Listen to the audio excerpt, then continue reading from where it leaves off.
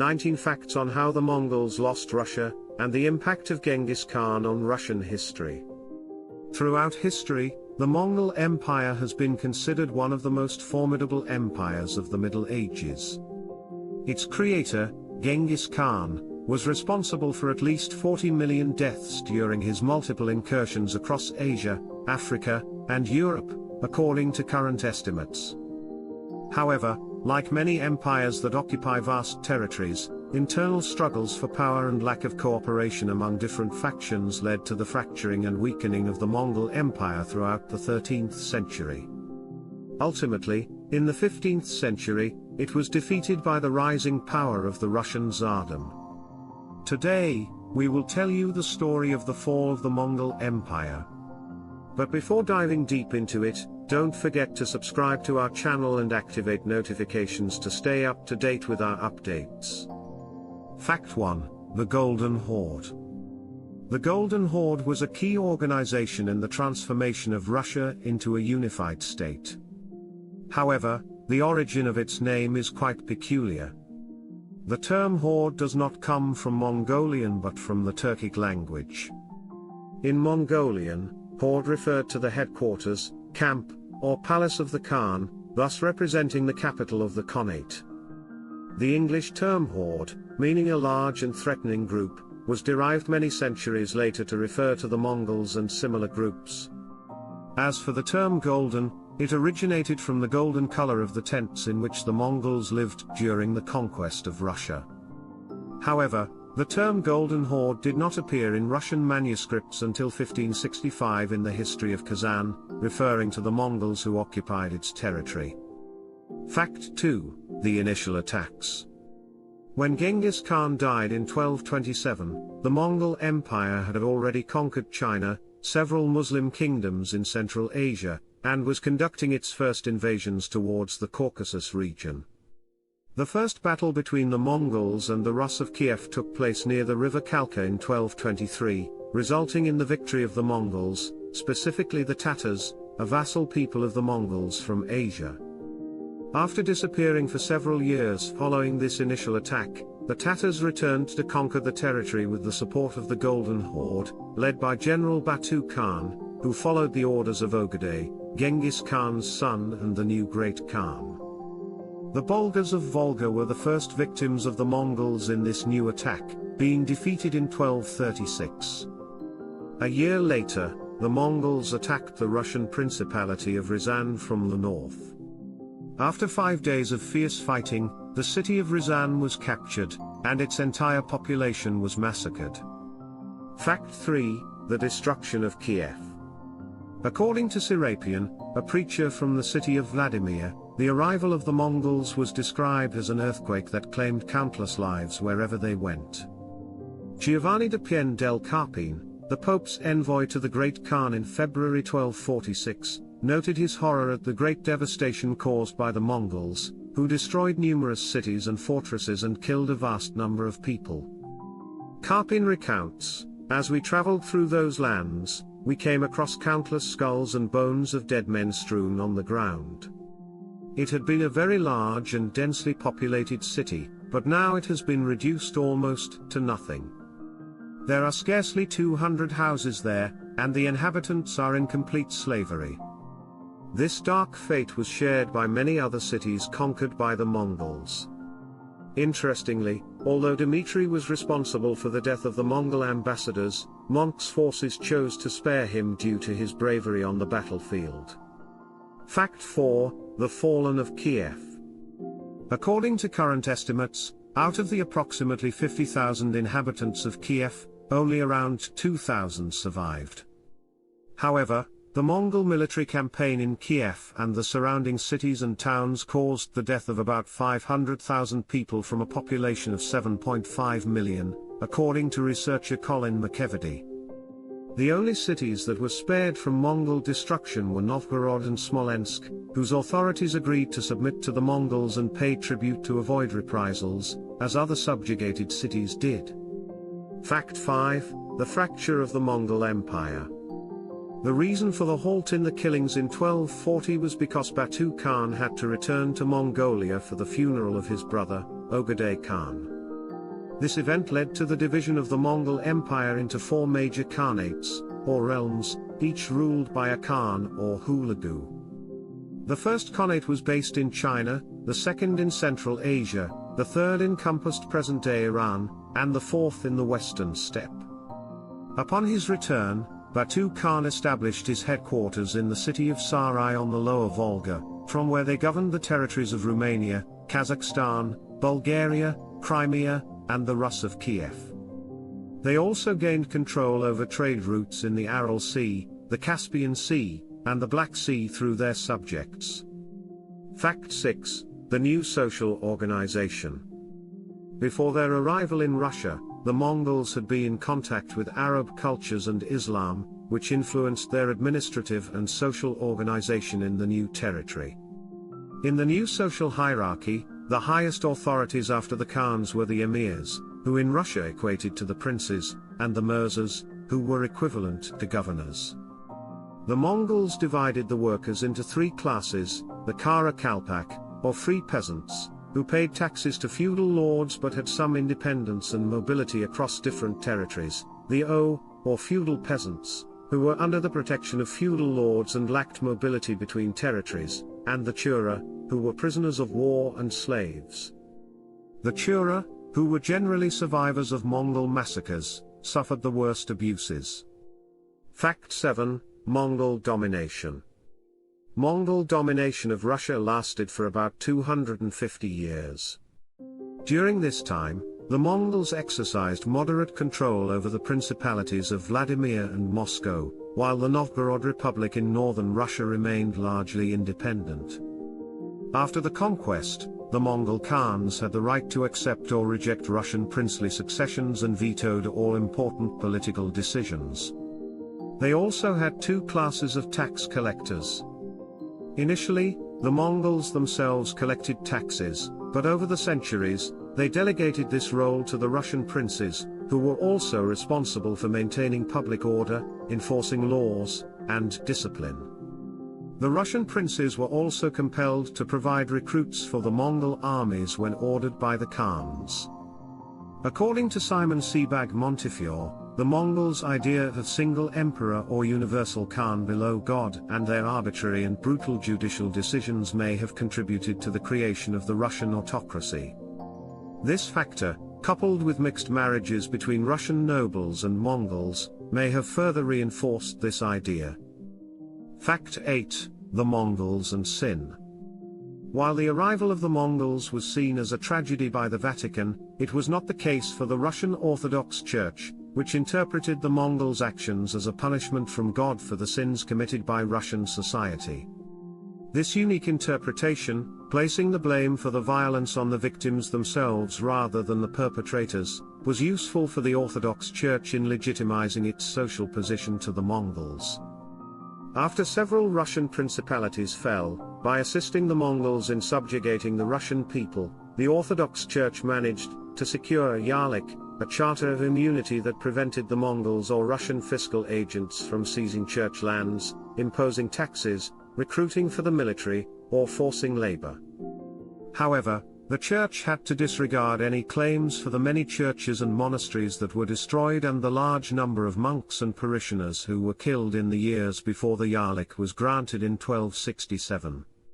Fact 9. The Russian Orthodox Church. The Yalik issued to the Russian Orthodox Church granted it immense power. Its security no longer depended on the will of the princes, as it could acquire and consolidate a significant amount of land for itself. The charter strictly prohibited both Russian fiscal agents and the Mongols from seizing church lands or demanding any taxes from the Russian Orthodox Church. Violation of this rule carried the death penalty for the offender. This statute would turn against the Mongols when the Russian Orthodox Church supported the Russian people's war against them in subsequent centuries. Fact 10. The rise of Moscow. Before the Mongol invasion, Moscow had not been a major trading center compared to other principalities.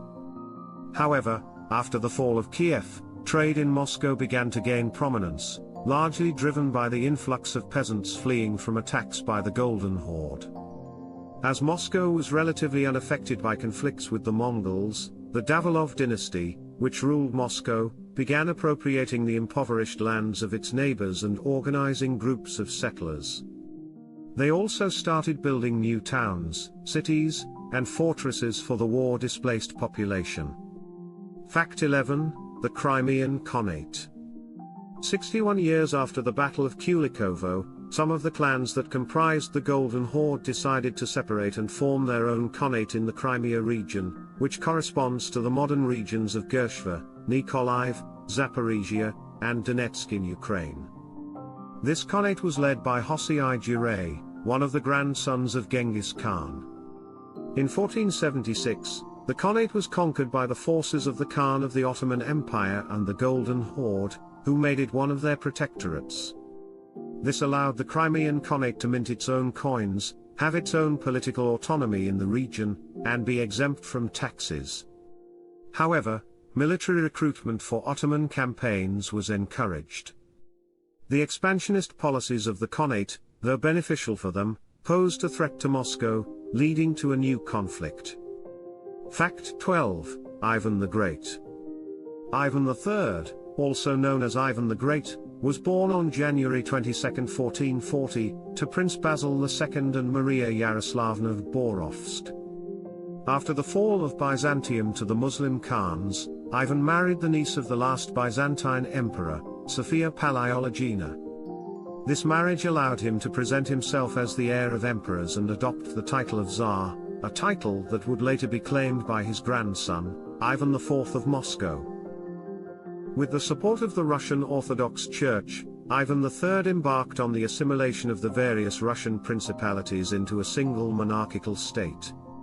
Throughout his reign, Ivan III conquered the principalities of Yaroslavl in 1463, Rostov in 1474, Tver in 1485, and Yaka in 1489.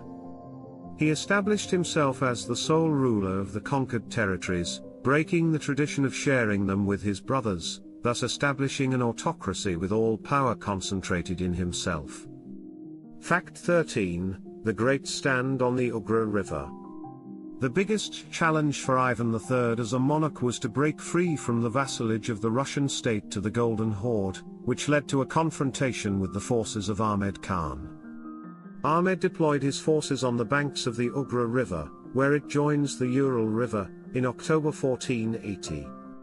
While Ahmed likely expected to surprise Ivan as was customary in Mongol attacks, his plan failed as Ivan positioned his army on the opposite side of the river to confront him. After several days of waiting for either side to initiate an attack, supply problems and the inability to adapt to the cold climate of the region led Ahmed's army to retreat on November 11 of that year. This event became known as the Great Stand on the Ugra River in Russian history and was significant because it marked the end of Mongol Tatar rule over the Principality of Moscow. Fact 14, the Rebellion of the Siberian Khanate. Although the region of Siberia had been conquered by the Golden Horde in 1240, it was not until the mid-15th century that it became an independent Khanate under the leadership of Khan Aybak, a Mongol leader unrelated to Genghis Khan's family. The Khanate prospered through the fur trade with Central Asia but faced many internal divisions. Aybak, ruling Siberia at the time Ivan III was on the throne, formed an alliance with Moscow to claim full control of the Golden Horde. They planned an ambush against Khan Methan on January 6, 1481. Methan found himself trapped between Aybak's forces and the Muscovite forces, resulting in his death in battle. However, Aybak's victory did not last long as Mamut, the leader of a rival family, ambushed and assassinated him sometime between 1493 and 1495. Fact 15, Basil III of Moscow. After the death of Ivan the Great on October 27, 1505, the governance of Moscow passed into the hands of his son, Basil III of Moscow. Basil decided to continue his father's expansionist campaigns and conquered the remaining territories free from Moscow's influence.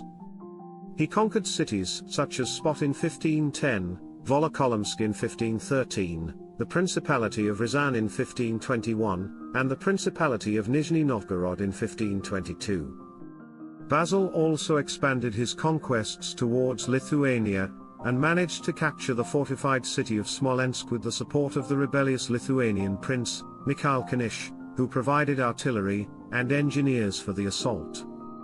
After years of negotiation, Basil managed to have the conquest of the city recognized by the Lithuanian king, Sigismund I the Old, in 1522. Due to his homosexuality, Basil III faced difficulties in producing heirs, which led him to divorce his wife, Solomonaya Yoyevna Sabirova, on the grounds of her infertility.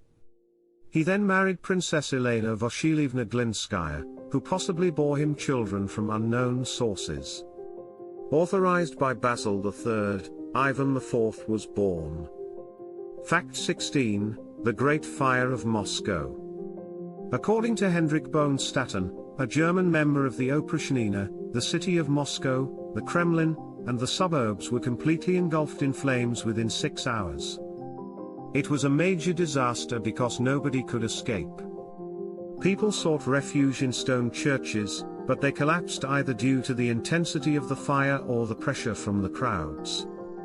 Many people jumped into the Moscow River to escape, and many drowned. The Kremlin's gunpowder magazine exploded, causing those hiding in the basement to suffocate. The Tsar ordered that the bodies found in the streets be thrown into the river, which overflowed and flooded parts of the city. It took more than a year to clean up all the bodies. Historians estimate that the number of casualties from the fire ranged from 60,000 to over 200,000 people.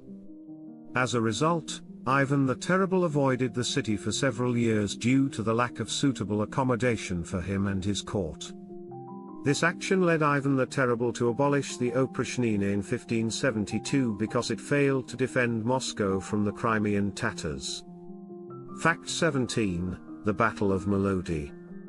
Another consequence of the Moscow fire was the subsequent effort of the Russian state to prevent a similar enemy attack. When Devlet-i-Jurei returned in 1572 to capture the city of Moscow, Ivan the Terrible's forces were better prepared to confront him. On July 26, 1572, the vanguard of the Jurei Khanate defeated a Russian contingent of 200 soldiers with the support of Crimean Tatar cavalry and several cannons. However, after easily overcoming the initial confrontation, they encountered a series of new fortifications along the Kei River of which the Crimeans were unaware. On July 30 of that year, a group of 23,000 to 25,000 Russians led by Prince Mikhail Vorotinsky faced a group of 40,000 to 60,000 Crimean soldiers near the Lopan River. Although the numbers favored the Crimeans, the leadership of Mikhail Vorotinsky prevented the Mongols from utilizing their greatest advantage, horse archers who required distance to inflict significant damage. By surrounding the Mongol troops from 3 different directions and forcing them to engage in close combat primarily with sabers and spears, the Russian commanders prevented them from overwhelming their numerically superior forces.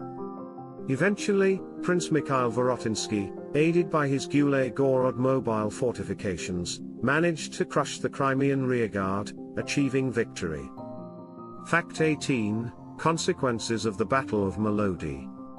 According to current studies, the Russian side lost between 4,000 and 6,000 soldiers, while the Crimeans lost between 20,000 and 25,000 soldiers in the Battle of Molody. Devlet-i-Jurei survived an assassination attempt by his allies following his failure, but he lost several of his sons and a grandson in the battle. In the following years, there were several small incursions into Muscovy by his sons and various Crimean warlords, but Devlet-i-Jurei died from a plague on June 29, 1577, and was buried in the aftermath of the defeat in the Battle of Molody. The Crimean Khanate and the Ottoman Empire no longer demanded the return of the territories of the former Golden Horde, bringing an end to a chapter in Russia's history. Fact 19, The Unification of Russia.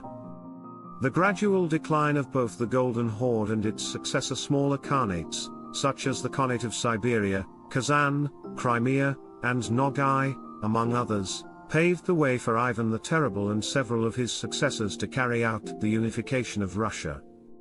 Analyzing the effects of Mongol domination on Russia is a complex task.